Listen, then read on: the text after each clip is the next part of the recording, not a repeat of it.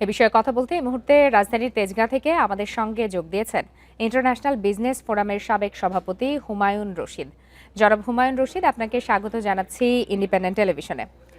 আমরা খবরেও দেখাচ্ছিলাম একেবারে শুরু থেকে যে মধ্যপ্রাচ্যে অস্থিরতার সরাসরি প্রভাব পড়ে বিশ্বের জ্বালানি বাজারে। এর মধ্যে জ্বালানির দাম কিন্তু কয়েক শতাংশ বেড়ে গেছে, যেটি আমরা দেখাচ্ছিলাম যে 9% পর্যন্ত বেড়ে গেছে। সেক্ষেত্রে সার্বিক কি ধরনের প্রভাব বিশ্বে তথা বাংলাদেশে পড়তে যাচ্ছে? সারা বিশ্বে সাপ্লাই চেইনটা ইন্টারাপ্টেড হয়েছে।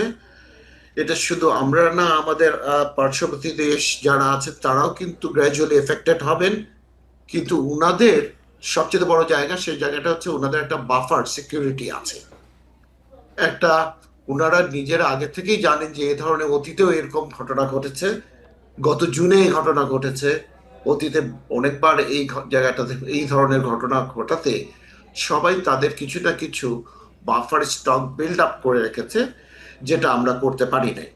ফলে আমাদের দেশে কিন্তু সামনে কৃষি মৌসুম, এরপরে শুষ্ক মৌসুম, তারপরে রপ্তানিযোগ্য পণ্যের যে গার্মেন্ট সেক্টর, এদের জন্য দরকার বিদ্যুৎ, নিরবিচ্ছিন্ন বিদ্যুৎ ও জ্বালানি। এর জন্য দরকার যে আমাদের জ্বালানি সরবরাহটা। এই জায়গাটায় আমরা হয়তো শঙ্কার বাইরে ঠিক না। আমরা আমরা বিশ্বাস করি যে আমাদেরও কিছুটা ভীতিকর জিনিসটা আছে।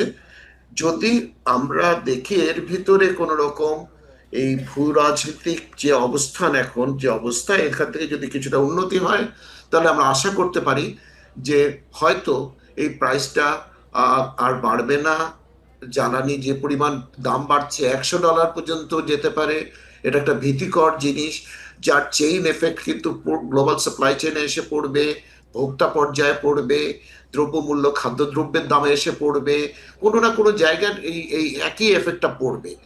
ফলে এই এই প্রাইসিংটা যদি এখনই কন্ট্রোল করা যায়, তবে সরকার কাছে আমার আমার ব্যক্তিগতভাবে আমি যেটা মনে করি, সরকার এই মুহূর্তে প্রাইসিং নিয়ে কোনোভাবেই কোনো কিছু করা উচিত হবে না। কারণ এখন আমাদের স্টকে যা যা জ্বালানি আছে, সেই জ্বালানিটা হচ্ছে এর আগে কেনা। এটা যদি আমরা আমরা টার্মে কিনে থাকি, তাহলে আমাদের প্রাইসটা প্রি ফিক্সড অবস্থায় আছে।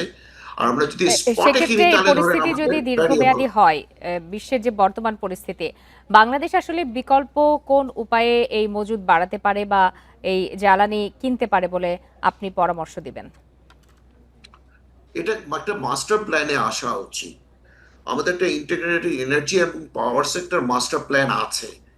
এটাকে রিভিজিট করা উচিত, এবং এই রিভিজিট করে এটাকে দেখতে হবে যে আমাদের এখানে এই জাতীয় এই অঞ্চলে যদি ভূ রাজনৈতিক কোনো অসুবিধা হয়, তাহলে যাতে আমরা কোনো না কোনোভাবে এনার্জি একটা বাফার স্টক থেকে ব্যবহার করতে পারি, এক।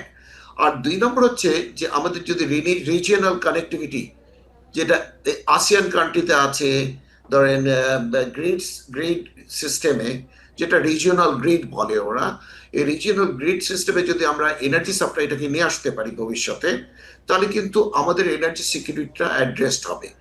না হলে কিন্তু আমাদের পক্ষে এই এই এনার্জি সিকিউরিটি খুব তাড়াতাড়ি এটা করা সম্ভব না।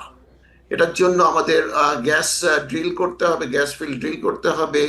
আমাদের ইন্টারনাল ডোমেস্টিক যে এনার্জি রিসোর্সেস গুলো আছে, সেগুলোর জন্য চেষ্টা চালিয়ে যেতে হবে। এবং এনার্জি জন্য একটা ম্যাসিভ স্কেলে একটা প্ল্যানিং দরকার, যেটা লং টার্ম প্ল্যানিং এ আসা দরকার, যেটা আগামীতে যদি এর চেয়ে বড় কিছু হয়, জি। তাহলে আমরা কোথায় যাব। আমাদের এটাই কিন্তু মাথায় রেখে এই পলিসিটাকে নতুন করে ঢালাওভাবে সাজাতে হবে। জনাব হুমায়ুন রশিদ, একটি বিষয় জানতে চাই যে বাংলাদেশের ব্যবসায়ীরা এমনিতে কৃত্রিম সংকট তৈরি করেও দেখা যায় যে দ্রব্যমূল্যের দাম বাড়িয়ে দেন। সেক্ষেত্রে যদি যৌক্তিক কারণে দাম বাড়ে, কতটা নিয়ন্ত্রণে রাখা সম্ভব হবে বলে আপনি মনে করেন? এটা দাম বাড়ায় ব্যবসায়ীরা, এই কথাটা ঠিক না। ব্যবসায়ীদের অনেকটা আছে, যারা ম্যানুফ্যাকচারার, ওনারা কিন্তু প্রত্যেকটা দ্রব্যের মূল্যের গায়ে একটা ন্যায্য মূল্য লিখে দেন।